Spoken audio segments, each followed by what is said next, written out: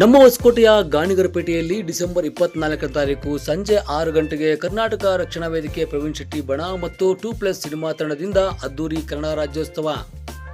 ನಮ್ಮ ಹೊಸಕೋಟೆಯ ಹಳೆ ಬಸ್ ನಿಲ್ದಾಣ ಗಾಣಿಗರಪೇಟೆಯಲ್ಲಿ ಡಿಸೆಂಬರ್ 24ನೇ ತಾರೀಕಿನಂದು ಸಂಜೆ 6 ಗಂಟೆಗೆ ಕರ್ನಾಟಕ ರಕ್ಷಣಾ ವೇದಿಕೆ ಪ್ರವೀಣ್ ಶೆಟ್ಟಿ ಬಣ ಮತ್ತು 2+ ಸಿನಿಮಾ ತಂಡದಿಂದ ಅದ್ದೂರಿ ಕನ್ನಡ ರಾಜ್ಯೋತ್ಸವವನ್ನು ಏರ್ಪಡಿಸಲಾಗಿದೆ. 24ರಂದು ಬುಧವಾರ ಸಂಜೆ 6 ಗಂಟೆಗೆ ಸ್ವರೂಪ್ ಮೆಲೋಡಿಸ್ ಅವರಿಂದ ವಾದ್ಯಗೋಷ್ಠಿ ಮತ್ತು 25ರಂದು ಅಣ್ಣಮದೇವಿಯ ಉತ್ಸವ ಮೂರ್ತಿಯ ಮೆರವಣಿಗೆಯನ್ನು ಏರ್ಪಡಿಸಲಾಗಿದೆ.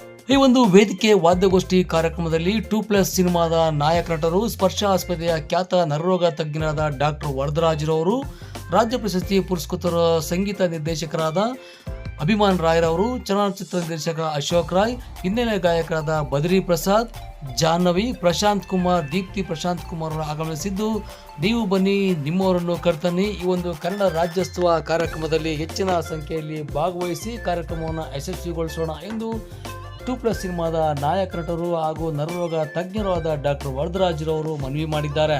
ಕರ್ನಾಟಕ ರಕ್ಷಣಾ ವೇದಿಕೆ ಪ್ರವೀಣ್ ಶೆಟ್ಟಿ ಬಣದವರಿಂದ ಹೊಸಕೋಟೆ ತಾಲೂಕಿನಲ್ಲಿ 24/12/25ರಂದು ಅಂದರೆ ಇದೇ ಬುಧವಾರದಂದು ಕನ್ನಡ ರಾಜ್ಯೋತ್ಸವ ಅಂಗವಾಗಿ ಅಣ್ಣಮದೇವಿ ಉತ್ಸವ ಹಾಗೂ ಕನ್ನಡ ರಾಜ್ಯೋತ್ಸವದ ಸಲುವಾಗಿ ಒಂದು ವಾದ್ಯಗೋಷ್ಠಿಯನ್ನು ಏರ್ಪಡಿಸಿದ್ದಾರೆ.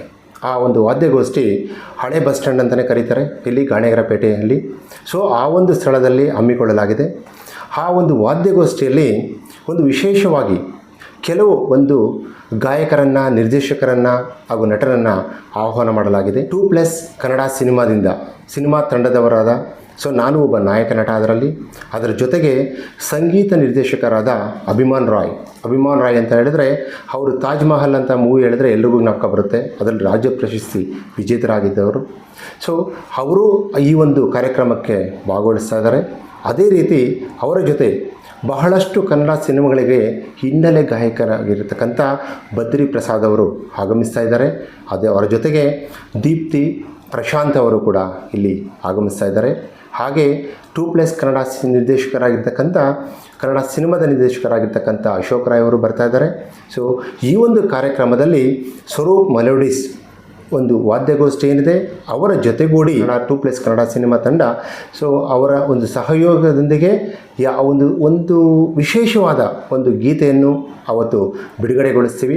ಏನಪ್ಪ ಅದರ ವಿಶೇಷತೆ ಅಂತ ಹೇಳಿದ್ರೆ, ಇಡೀ ಸಿನಿಮಾ ಜಗತ್ತಿನಲ್ಲಿ ಯಾವುದಾದರೂ ಒಂದು ಸಿನಿಮಾ ಹಾಡು 34 ಭಾಷೆಗಳಿಂದ ಅನಾವರಣಗೊಂಡಿದೆ ಅಂತ ಹೇಳಿದ್ರೆ ಅದು ಕನ್ನಡದ ಒಂದು 2+ ಅಂತಕ್ಕಂಥ ಸಿನಿಮಾದಲ್ಲಿ. 34 ಭಾಷೆಗಳಲ್ಲಿ ಬಂದಿದೆ. ಅದಕ್ಕೆ ನಾವೆಲ್ಲ ಈ ಒಂದು ಕಾರ್ಯಕ್ರಮಕ್ಕೆ ಬಂದು ಪಾಲ್ಗೊಳ್ತಿದ್ದೀವಿ. ಇದೇ ರೀತಿ ಪ್ರತಿಯೊಬ್ಬ ಹೊಸಕೋಟೆ ಭಾಗದ ಜನಗಳಿಗೆ ಇದು ಆ ಕಾರ್ಯಕ್ರಮವನ್ನು ಯಶಸ್ವಿಗೊಳಿಸಬೇಕಂತ ಹೇಳಿ ಕೇಳಿಕೊಳ್ತಾರೆ. ಜೈ ಹಿಂದ್, ಜೈ ಕರ್ನಾಟಕ ಮಾತೆ.